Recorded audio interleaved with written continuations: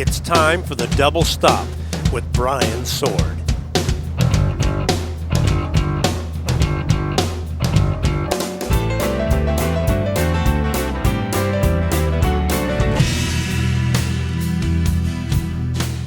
Welcome to the Double Stop. I'm Brian Sword. This week, I have the second half of my interview with Chris McLernon. This week, we focus on his time in Saigon Kick, including his recent reunion and why he walked away from it. We also cover his history with Eddie Van Halen and their bonding over bowling. As well, we also hear about what he's up to now in his current projects. So let's get right to it. This is the second half of my interview with Chris McLernon.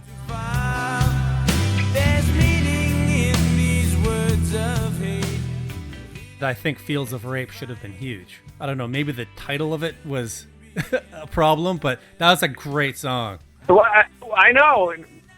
Thank you. Yeah, I know. It was the album was going to be called Fields of Rape, but Atlantic shat themselves. And I kind of get it, but I'm like, we were in Europe when we're going. Everyone knows what a rape flower is, and the girl on the cover was in a field of it. It's it's one of those things. There's other words that are just fine in Europe, but in the U.S. they're not so good. They don't like them. But yeah, Fields of Rape. I remember the demo of that has me on guitar because I'm a huge Chris Isaak fan. That's where all those kind of watery, bendy vibrato guitar chords are coming from. I was really listening to Heart-Shaped World at that point, so I'm pretending. Jason is playing bass on the demo and singing, and I'm playing guitar, and Phil is on drums, and Jason had written it in his head on the way in on the train, and we went right to it. It's like, here, go. I'm like, okay. So he starts playing it, and I'm just okay. I'll just play what I hear, and that's how it popped out. Because that's his songs appear to him like everything in a picture all at once. They don't like I build it, and I kind of do this and this and this to it, and over here, and maybe I don't like that. And I'll change this, and maybe I'll do the melody first, or maybe the melody's last. Jason, it's like, boom, it's like a snapshot, pop, and if you distract him during it, it disappears. And so we're coming down the train. He's like, what, dude? We gotta. I'm like, okay, well, he's writing something, I guess, in his head, and I'm not kidding. Doors open, studio, right to the gear. Ronnie, turn on that machine. Let's go. And Phil and I are going, okay, here we go. And he picked up the bass, and he starts playing it, probably because it was simpler, to sing it and play it at the same time. And that's how that one dropped out. Yeah, I love that song, too. And that album also had the distinct pleasure of being released in 1993. So you talk about musical climate. Yep. That's kind of the deadman zone for this kind of record. Yep. And Saigon Kick was always in this weird, now you kind of look back and go, there's so many bands now that have no fear of putting this broad spectrum of styles on their record. Whereas, with us, let's just take the Water record. You've got, a gospel choir and a song like Torture on the same record. Brutally heavy guitar riff. And then a couple of minutes later, you have this gospel choir from Tampa just singing their ass off. Sure, why not? You have a jazz trumpet solo on one song, and the David Bowie cover. Why not? Then you got the song with no guitars at all. How about that one?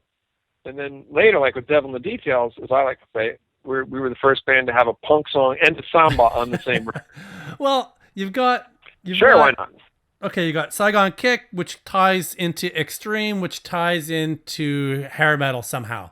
Even though it didn't really, but there's that kind of linear path when really it's probably got more to do with Jane's Addiction or one of those other bands that were cooler in terms of optics, how people viewed you.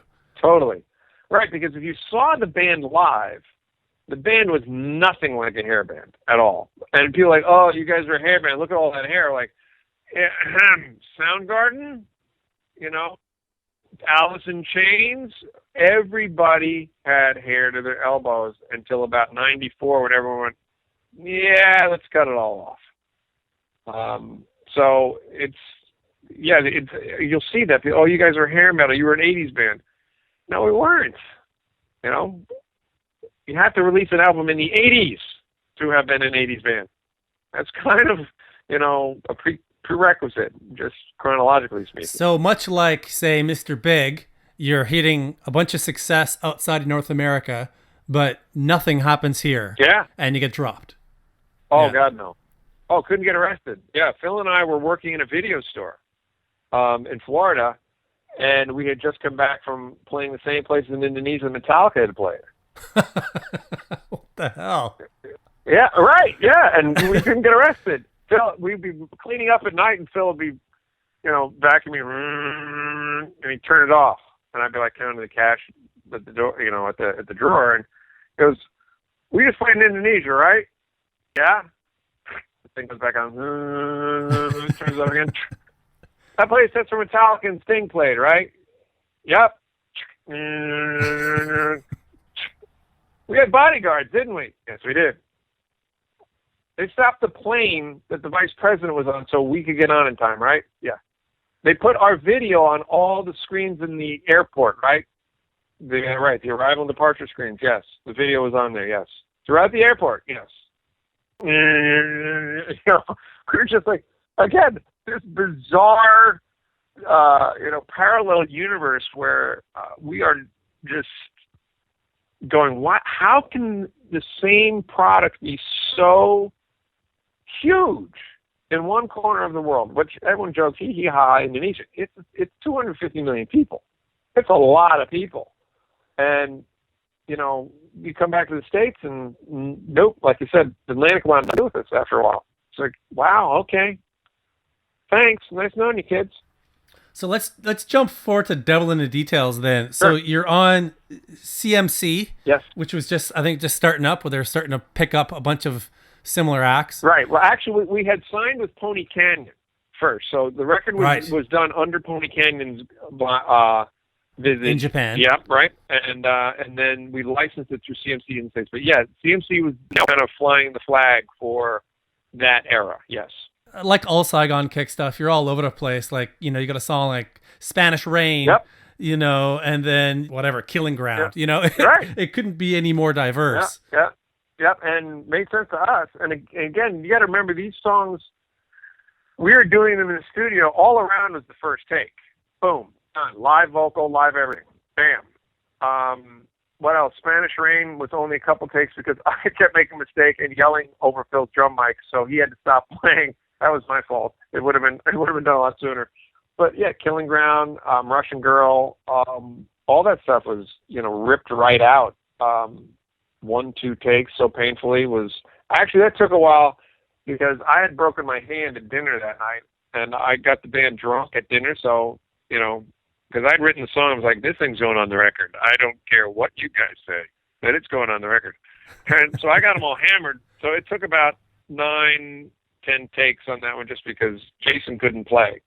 And it was hysterical because we had to take it off of the record, otherwise we would have gotten a sticker. It's, explicit lyrics. But I was yelling lines from Spinal Tap, laced with profanity, at Jason for our amusement. But you hear at the very end, you hear me yell 1, 2, 3, 4. It's one part we kept. But yeah, just all over the map. Why not, right? I like Madonna, I like Motorhead. Why shouldn't you make a record the same way? And what was the response to that overseas?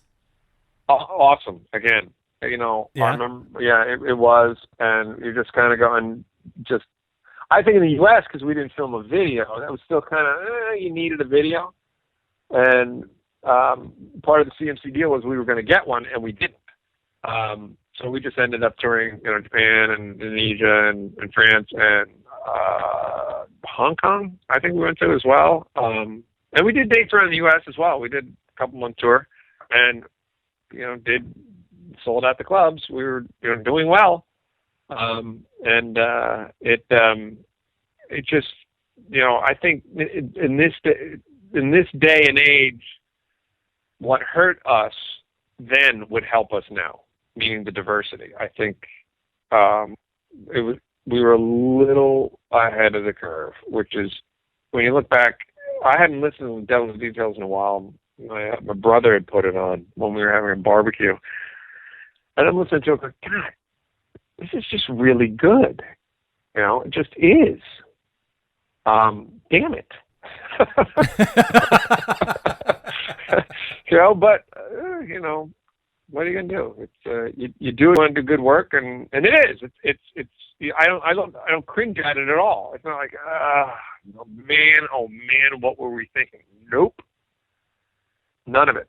So I'm okay with that. For the CD Bastards, were you on that as well? I was on Nearer, and I think Big Shot, and I think one other one. Because at that time it was getting really fragmented again, and it was just kind of all over the map. And I had just had a daughter. Actually, my wife had the daughter. I was just one of the parents. And she, during the Lizard tour, Phil's daughter Talia, who just graduated from college, much to all of our horror, age-wise, but like top of her class and all that, much to our delight. But I had seen what he had gone through on the road with being away from Talia. And I was like, I can't do that. And we'd had Delaney, and she was about a year old while we were off and all that. And I was like, I can't. I'm just not going to leave. And we had a kind of ill-fated 2-show reunion with Matt that just exploded. Did not do well. Phil wasn't part of it. It was just kind of weird and misguided. And it was a good attempt, but it was like, this is not going to work. Is that for the recording of Dizzy's Vine comes from? Yes. Yep. Okay. Yep, that's where that comes from. Because Bastards, I think most of it was already done. But I don't think it's like, I don't know, maybe I played on Systematic. I'm not sure about that one. That might have been Pete, because that was Pete's song. And it was easier, it's much quicker for him to play it as opposed to teach me or Jason how to play it. And I remember, we did Dizzy's Vine. And again, now you would release that as a single on iTunes, and boom, it's out, it's done. Saigon Kick came back. Look, check it out. Yeah. Not then. It was like, well, but Pony King didn't want to do it, and CMC was this, or whatever. So we're like kind of sitting on this thing. What do we do with it? Other than it's cool, and I got played on, the radio stations in Florida, but nothing.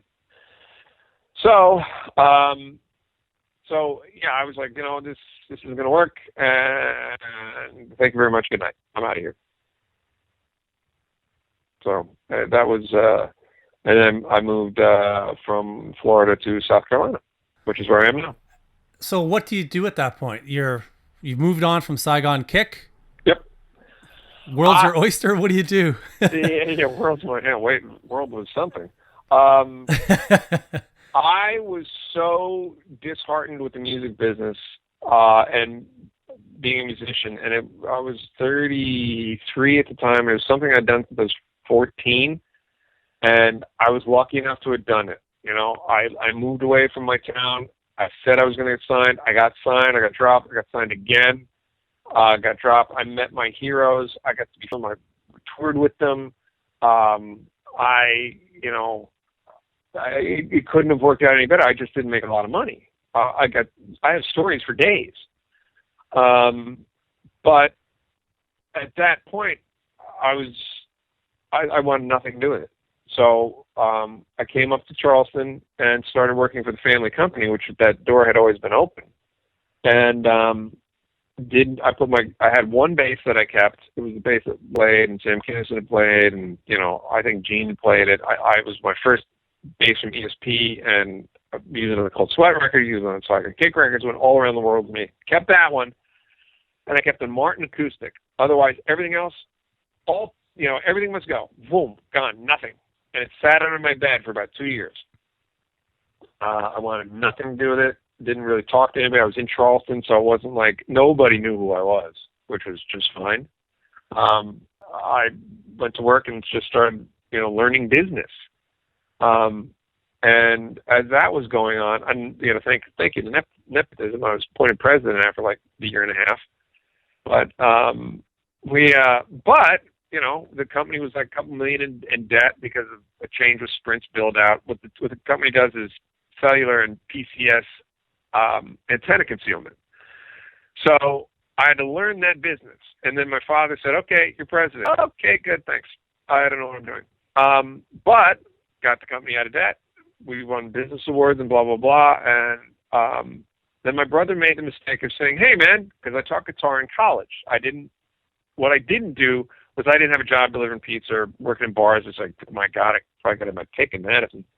I taught guitar and made a killing and had great students. And I loved teaching.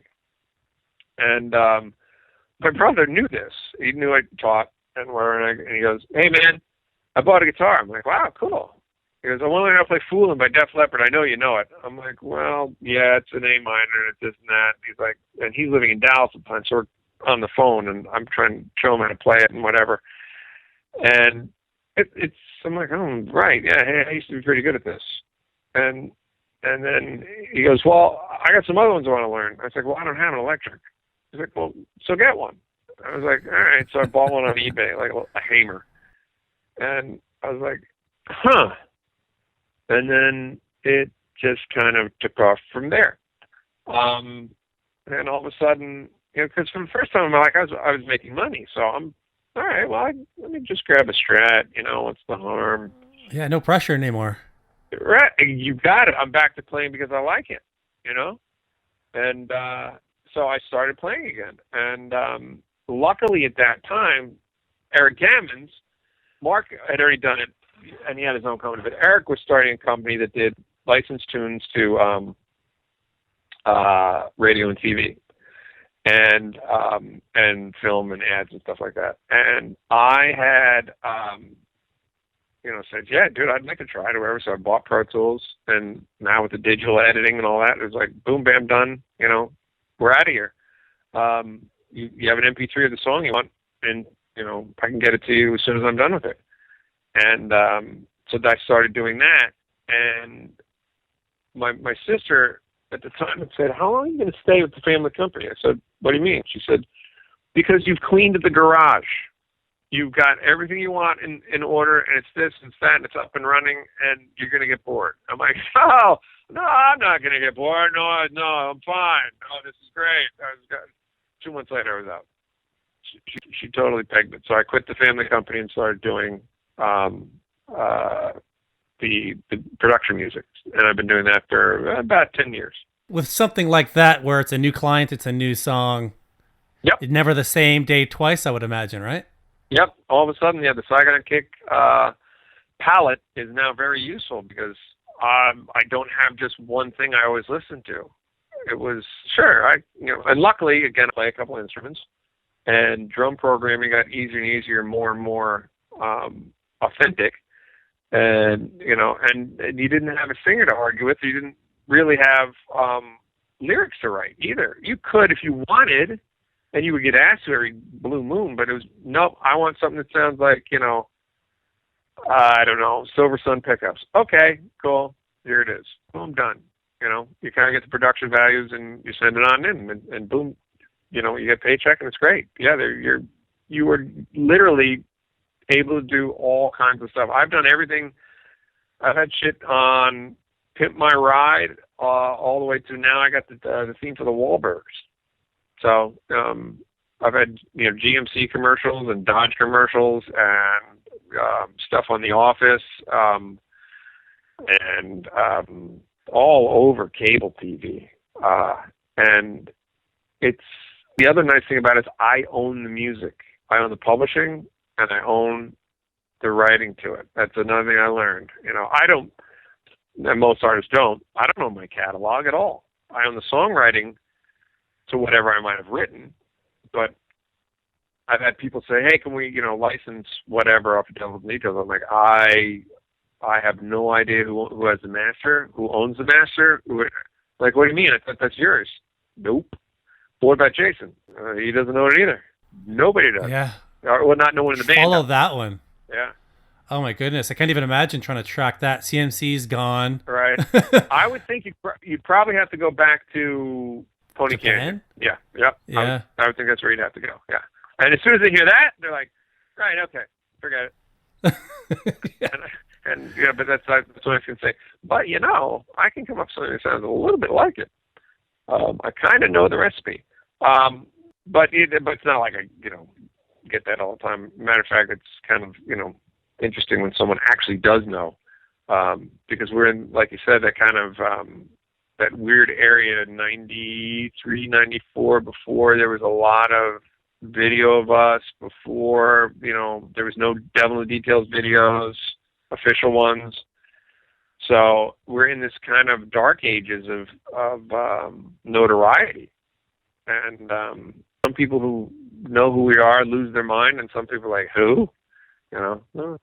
Okay, cool, fine. There's probably a lot of big bands now that some of them will look back at Saigon Kick fondly, Oh yeah, and some of them, like I ran into Chris Jericho when Saigon Kick reformed a couple of years ago, and we were doing some gigs. I ran into Chris Jericho because we have a mutual friend who's Eric Bass from Shinedown, and I say, hey man, how you doing? I'm Chris. We've met before. He goes, no man, I know who you are.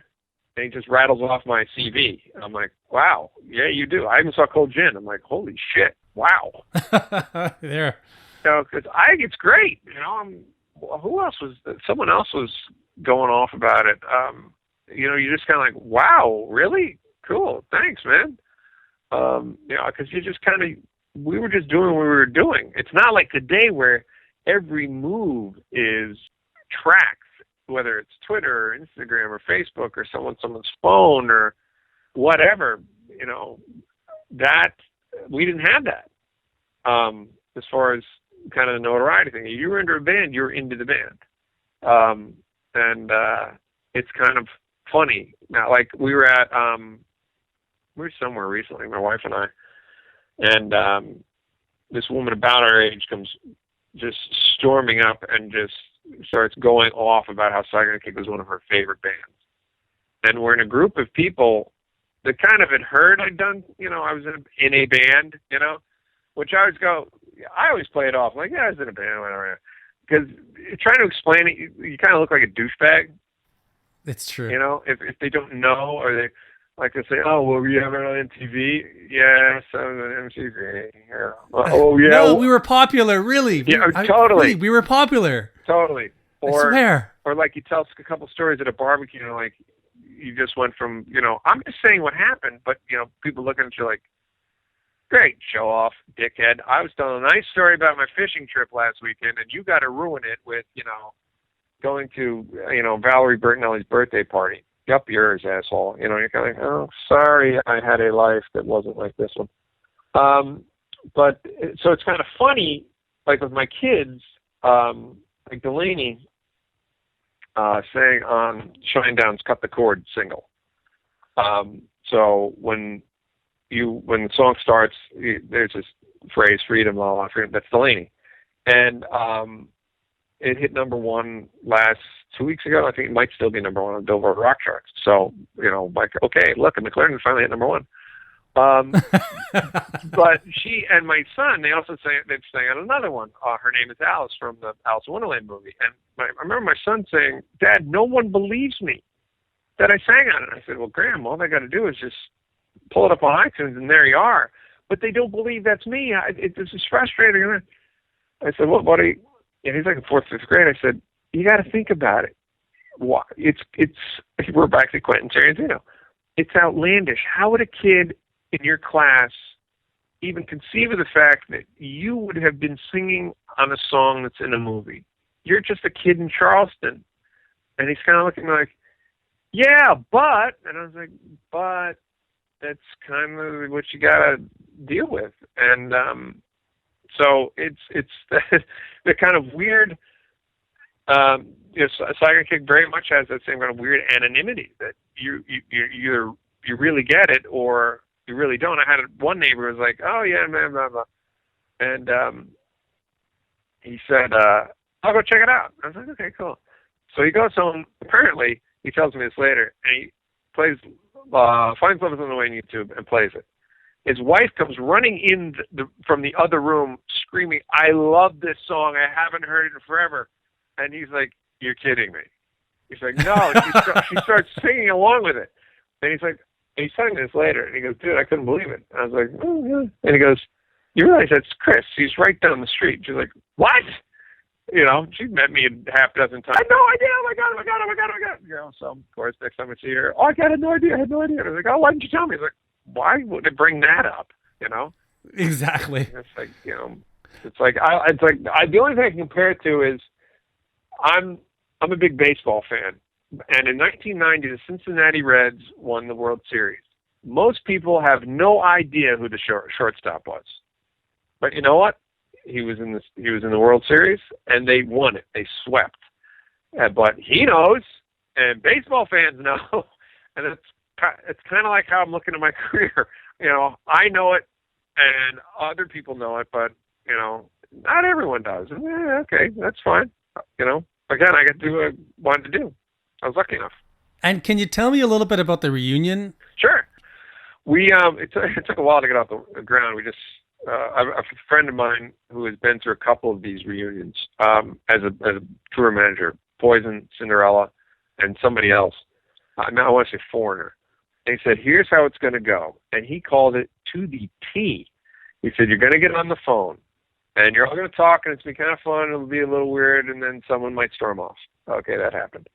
And then it'll be radio silence for a couple of weeks, and then someone will say, "Oh, we could do this." And it comes back, and then people start talking again, and then someone's going to get wind outside of it and offer you guys a gig, and then you'll all start talking again. And he had it all the way down to even the last one, which was you're going to agree on a gig, you're going to do it, you're going to go have dinner the night before, and it's going to be weird. You're not going to fight, but it's going to be weird. And then you guys will get together the next day and play in rehearsal, and everything will fall in place. As soon as you guys play that first song, everyone will fall right in line. And I'm going, okay, you've already been through this, so it's impossible, but I still think you're completely full of shit. And sure enough, we all get to Florida. We all go out to dinner. It's weird. No one's attacking each other, but, you know, I'm just going, okay, there's anxiety here. That's what's going on. We play the next morning. Everything agrees. Everything, let's do this, let's do that, blah, blah, blah, blah. Everything that we'd argued about or couldn't agree on or whatever over the past X amount of time just disappears. And everyone falls right in, and everything's beautiful. And we went out and did, I want to say about a dozen shows with that lineup. They're doing shows now with just Jason and Matt and a couple other guys. The shows are just, I just couldn't believe the response. I think all of them were sold out. The fact that people were coming up to you or me and saying, you guys have no idea how much this means to me, that I get to see you again. We played your song at, you know, our wedding, or, you know, we played it when my daughter was born because of this and this and da-da-da-da-da. And the look on their face that you've really made a difference by playing an hour and a half of music, and you don't realize what you meant in their life. You're just kind of, well, I'm in a rock band and we play and we want to be good. But you forget about the fact that who is listening to it, and then they've been listening to it for 20 years, and then they showed up and then told you about it. So it was really humbling. And then it was just fun to hear the other three guys, you know, on stage, just kind of like, it was so weird. You know, you kind of look around and go, okay, right, I got to remember Matt does this when he gets near me. Okay, I got to remember if Phil always does this here, or Jason will always kind of forget the second guitar solo on Susie, or, you know, just these little things. And it was amazing how it just fell right into place. The first song we played, I want to say it was New World. Like, well, it sounds like we'd been rehearsing yesterday. It was that tight, that fast. And we all kind of looked at each other like, okay, I don't know if I want to mention that, but boy, that was really cool, and that made it sound a lot easier than I thought it was going to sound. You know, it was amazing. It was so much fun. And like I said, the crowds are just awesome. It was, I finally got to meet a lot of people who, found you on Facebook or Twitter or whatever, and you kind of know them.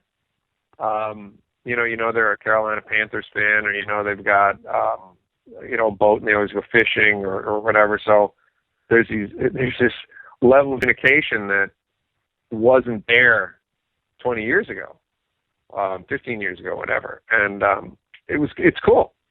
It's really cool. It is still, thankfully our crowd is older. I couldn't imagine being a younger band these days. Like I said, Erickson shined on, I don't know how, the level of privacy that they don't have. Yeah, yeah. But they're unbelievably good at doling out and manipulating, so that they still have a private life. Is fascinating to me. Granted they've come up in that era, and to me it's kind of going backwards. Like, wow, everyone knows a lot about me and I didn't realize that just because they know it through Facebook, or they know it through Twitter, or they know it through. There's no magazines. We didn't take out any ads for those shows that we did. None. All of our advertising we did through Facebook and Twitter. All of it. Sold them all out. And why did you move on from the band then? I was like, I'm trying to do what the other stuff I'm doing. One is, believe it or not, going back to finishing my art history degree. The other thing is the time for it, to be able to just kind of drop everything and okay, I got to go to, like, they're playing in California this week. It's like, I got so much stuff going on with me. I know I couldn't drop it and say no, and meaning no to the commitments, and then just go out and do the shows and kind of not half-ass it, but not be totally engaged. And there was the choice had to be made, one or the other, where I can't do it. So that was me. And I mean, we still talk to everybody, and I said, look, man, if something goes haywire, certainly give me a call. I'm happy to come out. But at this point, between the production stuff I do, between other projects that are popping up, being full-time dad, because I got a daughter getting ready to go into college, and a son going into high school. So, a little bit dicey there as far as, well, I want to keep the attention span high, in other words. And being away and coming back, but I think mostly it was being able to focus on finishing the degree up, and just the amount of production stuff I got to get done. Yes, is a lot of that portable, and I can bring it with me and do it. Yeah, but if you're doing, let's say, a weekend like now, you got to drop everything. You leave really Wednesday, you come back Monday, Tuesday, and now you've lost the whole week, really, and you've got 2 shows in there. So for me, for what I'm doing, it was just like, I can't at this moment, because I was surprised, since we were self-propelled, as I called it. Jason and I were like, between the T-shirts, booking the hotels, talking to the venues, advancing the shows, getting the sound guys involved, whatever, the merch people in each town. That was all us. We had no tour manager, no nothing. The band did everything, right down to the T-shirt design, right down to making sure everyone got to the airports, making sure all the radio was done. Everything was handled by management, tour manager, booking agent, was all Saigon Kick. So, good part about that was we had about 25% off the top that did not go anywhere. Bad part about that was a lot of work. Yeah, I was so pleased that when we would go on stage, I could put my phone in airplane mode, because I had at least an hour and a half where no one was going to call me. And say, but what about this? I need change at the merch table. Oh my God. Okay, great. Hold on. or we got to get, we're going to Sirius XM to do blah blah blah blah. Okay, well, how are we getting there? And well, we got to get the T-shirts back from them, whatever, and we got to take them to the venue, and we got a meet and greet. We also did meet and greets, that was a new thing we'd never done before. So Jason and I, we're getting those all set up, and trying to get special things for each city that we posters made up or pics or whatever, photos, da da da da da. And it was all us. And I'm just going, I don't know if I can do that right now. And I don't want to half-ass it. I don't want to get to someplace and go, oh, I forgot the T-shirts are in my garage. Oops. So again, like I said, the Vantage, the level of quality control and what we were able to do on our own was awesome. And being able to finally be a profitable company was fantastic. But it was getting to the point where I even said to Jason recently, like, dude, someone else has got to handle this crap, and I think right now, Jason's doing all of it. Which I said to him, are you getting any sleep these days? Because he just moved. He moved from Florida to closer by me here, up in the Carolinas. And he loves it. I was like, I told you you'd love it. And I was talking to him, I think about a week ago, and it's like, dude, have you gone crazy yet? Just having to do everything yourself? And he's like, I'll be fine. So, he is the eternal optimist. The glass is very half full. It's maybe even a little more. So, but again, it's a lot. It's a lot, and I know he ran a label, and I know he managed bands, but I think the idea was we were going to get back into this and concentrate on playing and kind of enjoying each other's company and doing that. So, like I said, for myself, I'm always happy to jump back in. It's just, I would say for right now, I got to stick to what I'm doing and focus in on that, which is, again, kind of all over the map and labor intensive. Now, as we finish up, you've mentioned Eddie Van Halen a couple times, and you mentioned Valerie. What is the story then? There seems to be some history there. Yeah. When we were looking for Roy, Ed was producing Private Life, as I mentioned earlier, a couple of doors over at Sound City, and he'd see us come in every day, and I was like, wow, holy shit, man! There's Ed Van Halen, Yeah, no shit. Right? Yeah, I mean, yeah, we share management with Ronnie Dio, and I saw him every day, but after a while, you get to become friends with Ronnie. You're like, okay, now he's Ronnie. And then you'd hear him singing, oh, wait, no, he's not just Ronnie. That's fucking Ronnie Dio. And you just go, wow.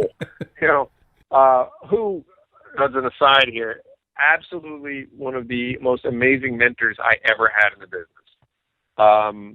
Taught me so much about how to deal with your public, what's expected of you in an interview, how to conduct yourself in front of a label, how to really deal with your lawyers and your accountants and your tour managers, and how to deal with your crew.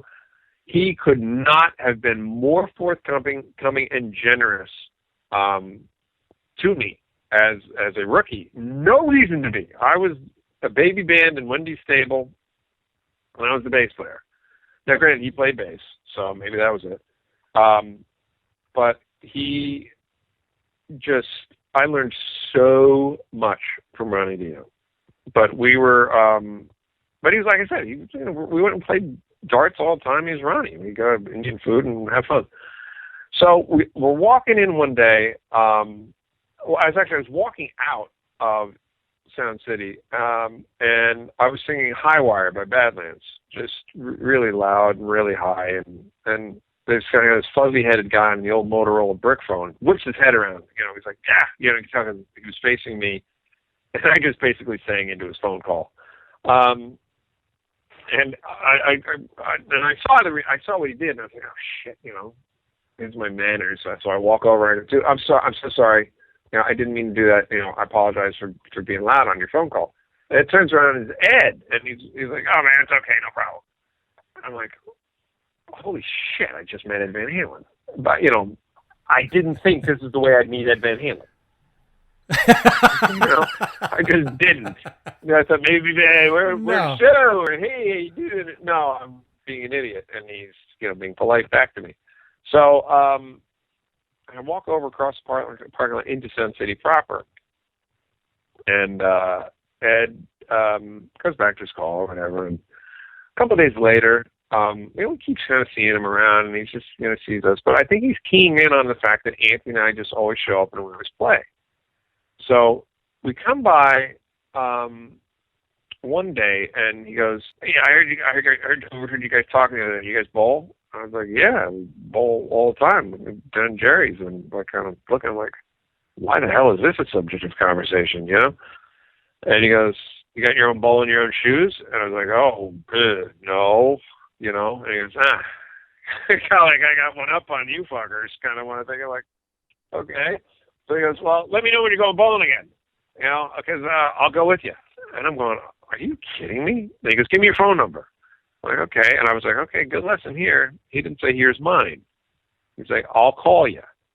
I was like, "Oh, okay." A bit of lesson. The other lesson he taught me was if fans are following you around, go right to them and give them what they want right away. Otherwise, they will follow you all day. That's good advice. I was like, oh yeah, it's unbelievably good advice. So I go up to hang out with my girlfriend at the time up in wherever she lives in Northern California, and I come back and on my answering machine is Ed Van Halen saying, "Hey man, where are you? We're going bowling. Hey, where are you?" I'm just like, I don't believe what I'm hearing. I do not believe what I'm hearing. I've missed it. I've blown it. God bless America. What the hell? So I then see Anthony, who we live in the same apartment complex. He goes, "Dude, you totally missed it. We were bowling with Ed. It was awesome." I'm like, mother. So we go to rehearsal the next day, and he follows us to the door again, and he's like, "Hey, man, where were you?" I was like, he's like, "Oh, man, we missed you." Oh, I'm just going, oh, God, rub it in. Now it's you, So we're like, oh, shit. So a couple days later, Anthony and I show up again, and I always just acted like me around Ed. I just, after a while, you kind of got figured out that a lot of these guys, unlike dentists, as I like to say, the guys in rock bands all kind of start out the same way. You play covers, you're in a garage, whatever, and some go on to greatness and fame and money, and some don't. But you can get a bunch of famous ones and throw them in a garage, and they'll still find a couple of songs to play. It's something that connects them, no matter what. Dentists don't do that. They don't get together at a barbecue or a birthday party like we did playing Kiss songs. They don't get together at a barbecue and say, "Hey, who needs a root canal? Let's all go out in the garage and let's drill some teeth." And, they don't do it. So Ed follows us to the door again one day, and I look at him, and I look at Ant, and Anthony's got the key. And I say, I'm being silly. I start talking like Chico Marx, and I go, "Hey, mister, he plays drums, I play bass, you play guitar?" Kind of like a real, "Aren't I hilarious? You're Ed Van Halen, aren't you? And you play guitar? Ha ha. Do you play guitar? Ha." It's kind of the undertone. Oh, classic. I'm joking unless you say yes. And I didn't even. It was more like, "Do you play guitar?" Not right. "Do you want to?" He took it as, "Do you want to?" And he goes, "Yeah, sure, let's jam." And I went, oh my God! I just inadvertently asked Edward Van Halen to jam. He said yes. Anthony is now. He might as well have an electric eel in his hands. He's trying to get the door open. He cannot. His keys. He's fumbling. It's just freaking the fuck out, trying to get, oh my God, it's freaking out. We get in there, and every story you've ever heard about where he just takes his hand and just rolls all the knobs up to 10, he did. And guess what? It sounded just like Ed Van Halen. He was on someone else. He was on Eric Gammon's guitar. It sounded just like Edward. And now we're looking at each other and goes, "So what do you want to play?" So we played AC/DC, we played Black Sabbath, we played some Van Halen, played some Zeppelin, played some Cream, and it just kind of blossomed. He and I just hit it off, and we hung out, for that whole summer until we went on the road. And then I think they were doing Unlawful Carnal Knowledge. I think that was the record they then were getting. After he was done Private Life, he was going to go do that. So, and then I didn't see him for a while, and then we kind of run each other here and there. But yeah, man, I would go up to 5150 and hang out, and just, again, if you had told me when I bought Van Halen 1, hey man, guess what you're going to be doing? And are you kidding me? Like, I played like the original Frankie guitar. I played the yellow and black Bumblebee. I played the one that was carved like a dragon and a snake. He came to my house and played a bunch of my guitars, and complimented me on, because I took a page out of his book and built my own guitars. And he picks them up, and I shaved the necks there and did it all myself. And he's picking them up and he's going, "Oh man, this is amazing. This neck is perfect." And I'm just going, "You're kidding me." Thinking to myself, I don't believe this is happening. And I remember when we went to Valerie's party, my sister had come out, my youngest sister. And she's like, again, this is someone who's from small town Ohio, and yes, I'd already done some things, and we were about to do the Cold Sweat record, so it was, but it wasn't. I was still just the older brother, and again, the black sheep in some senses. And I said, "Well, we're going to Ed's party for Valerie. Do you want to come?" And she's like, "Yeah." She was in town with her boyfriend, and she's like, "Yeah, right." I said, "No, really. He rented out a bowling alley, and we're all going to go." And she's like, "Yeah, sure, whatever." And so, but she goes, and we get out there, and Mr. Bertinelli checks us in. "Hi, I'm, Paul or Dave, whatever, Bertinelli." And my sister kind of like, "Oh, okay, well, it's kind of an elaborate ruse, So, and of course, we get there, and he's nowhere to be found. So she's like, "Oh, yeah, sure, you're hanging out with Ed Van Halen, and we're about his party." Sure enough, thankfully, he bursts in the door about 2 seconds after that, and kind of does around. I'm playing pinball. He comes over to me, gives a big old hug. "How you doing, man? Great to see you." Blah blah blah. You and me, one-on-one bowling later. You got it, man. Cool. All right. I'm sure you got stuff to do. He goes off and starts, organizing whatever he's got to do for his wife. And my sister, I now turn around to look at her, and her eyes are as big as dinner plates. And she's just like all making the O face, just, "Oh my God." And I'm just looking at her going, "Yeah." And she's like, she keeps repeating, Eddie Van Halen. You know Eddie Van Halen. And then she switches it over to, "Eddie Van Halen knows who you are. He knows you. You're friends with him." I was like, "I told you we were," and I'm just thinking to myself, again, I get it. It's outlandish. I'm her brother. How would I do this? I played the records at the house as a kid, and now we're here at, Valerie's party. What, are you kidding me? So it's just, he and I just always it clicked. We got along. And I never tried to, I want to be your friend and let's go hang out. I was just me. And I did that a lot. And I've noticed whenever I've done that, I'm just me, and I've tried to really teach this to the kids. Just be yourself. You just really, honestly, it's so much easier. And if someone relates to it, and they're the person who's the cashier at the store, great. If there's someone who's famous, great. But who cares? It's, your friends are your friends. And there were people I knew who were so annoyed because they try and horn in on Ed, and he'd just shoot him right down. Which was fascinating to watch. Just, nope, bam, just cut him right off at the pass. Boom.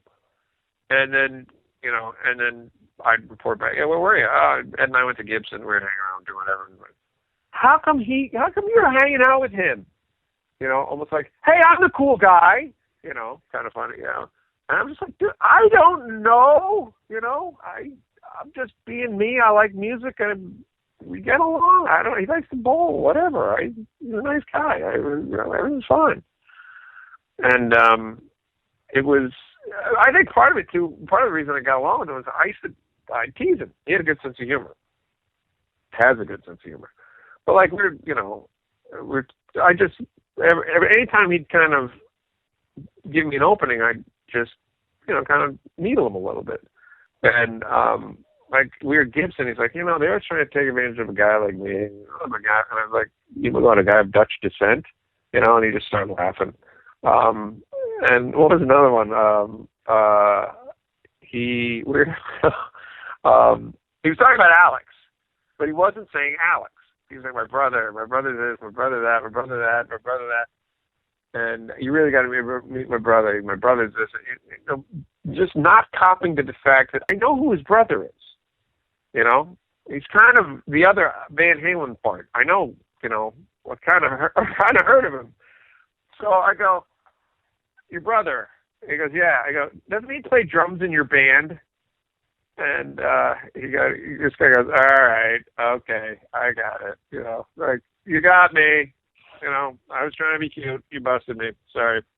But unbelievably talented, generous guy. Gave me a guitar and a bass that I wish I still had. I lost them in a fire. Also, just so generous with advice, so frank with his opinions. His musicality, you get better just by hanging around with him. I imagine it'd be like if you were a golfer and you went and hung out with a really good professional golfer. Even just hanging out with the guy, you're going to get better. That's just the way it is when you're around him. He's that good, and makes it look easy. And it's been through the ringer. That was the other thing. He taught me a bunch of stuff like, you got to watch after this, you got to watch after this, got to watch for this because this happened to us, this happened. I'm thinking, that happened to you guys? Because your images, they were this huge success, but they got burned here and there, and they got ripped off here and there, and this fell apart. And at one point, I think he said, I was complaining about the fact that we were in between singing. He goes, dude, just chill out. I was like, why? I think he'd gotten fed up with me just kvetching. And he goes, dude, you haven't been ripped off by your manager. You haven't been ripped off by your tour manager. You haven't been ripped off by your label. You haven't been ripped off by your lawyer. And he's just, okay, I get it. So a couple years later, I'm in Saigon Kick, and he's like, dude, congratulations, everything's going on. And some things that, kind of music businessy wrong at that point. And he goes, how are things? I said, well, I got to thank you. And he goes, why? And I said, remember our conversation where you said you haven't been ripped off by, and I just listed the things. He goes, yeah. I said, they all happened. He just laughed. He goes, yeah, I told you. Like I remember on a related note, being in the Cat and Fiddle one night with Anthony, and we were sitting there, and Rick Nielsen comes up and puts his legs, he might have been into the drink, leans against the table, I think, to keep from falling over, and he looks at us, and we're like, holy shit, that's Rick Nielsen, because we're huge Cheap Trick fans, huge, just monstrous. That was another one. We go play Budokan. Let's just play Budokan. And I'm looking at Rick, and Rick's looking at me, and Rick's looking at Anthony, Anthony's looking at Rick, and he goes, you guys just got signed, didn't you? And he was right. He was dead right. I mean, it had been like within weeks. And we go, yeah. And he goes, I could tell. And we kind of go, yeah. I look at him and go, why? And he goes, you look like lambs being led to the slaughter. And I went, okay, that's a great way to start this conversation. So I was like, well, he looks drunk and talky. I said, I'll tell you what. You want to sit down, Rick? And he goes, yeah. So he sits down, and for the next hour, he tells us what to do and what not to do in the business, with labels, with management, whatever. Again, I'm just soaking this all up. Because I hadn't had anything to drink that night. B, he had. And I've got a ridiculously, stupidly good memory. I'm just taking all of this in, and I'm listening and asking and listening and asking. This is probably where my prep school and college education is finally, becoming useful in the music business, because I know how to do research essentially. And what about this? What about this? And just do this and do this. And then you just kind of abruptly, all right, I gotta go. So good luck. You're gonna need it. Thing.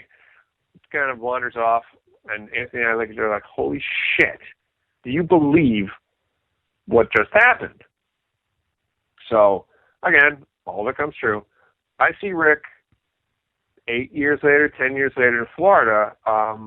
They're playing, and at this point again, Saigon Kick it open for Cheap Trick, and so I go to the show and I see Rick afterwards, and in keeping with one of my little habits, where if there's a guitar that I'm really enamored with, like it's a famous guitar, like Ed's guitars, I got to play something on it if it's in front of me. I can't just I started that with James Hetfield's White Flying V. They came through Madison on the Ride the Lightning tour, and that thing's sitting there, and they're playing a club we always played, so I knew the staff owners. So I went over there and played really quick, Fight Fire with Fire, just really fast, and then put it back on the stand.